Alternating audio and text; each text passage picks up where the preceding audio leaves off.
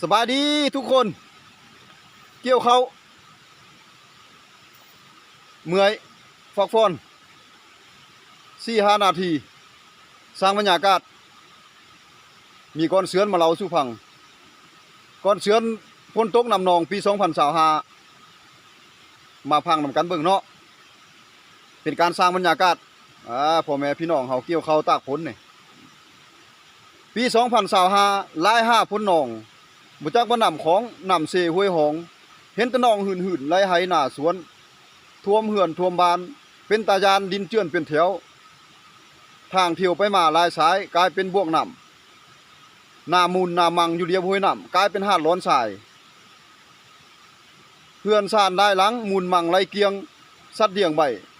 หนองท่วมสูญหายหลายปีผ่านมาบ่เห็นแห่งปานนี้ต้นปีล้ำนาแล้วพายุวิภามาถล่มฝนลม 3-4 มื้อกลานห้วยห้องข้างปานบาน้ำของมาเป็นพองนำนองหัวล้วนมาเป็นกวนเป็น5ลิ้นทรายผู้คนก็สูญหายเสียหลายหายหน้าสวนหัวเพื่อนสานบ้าน2กลายไปอีดูกลานพี่น้องผู้ถึกประสบภัยพนักงานทหารตำรวจคันเมืองลงไปช่วยประชาชนก็กลายว่าโคอายุวันนี้วันนาใจต่างหมื่นขี่รถไปไล่สไลลงยางต่างตินตาพังก็เลยปิ้นหินพาก็เลยหายบ่แม่นง่ายลงจอยสุ่มสนฮอนยามเข้าโคงเข้ามานเข้าทอกห่วงพายุวัวลอยเป็นมาถล่ม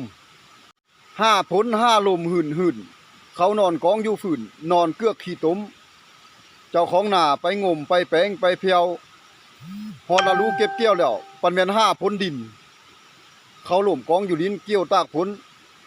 ออกเจ้าหยาวปานบาตากาปี2025ฝ่าค่ากุนแห่งพายุแข้งเข้ามามาหลายฝนเสียหายประเมินหลายตือคันแม่นกลเธอจนตลากมักปากคอไปพันคอขาดแคล้วจะกี่ส้มเจออันนี้สปอฝ่าปอแท้เธอจักเลย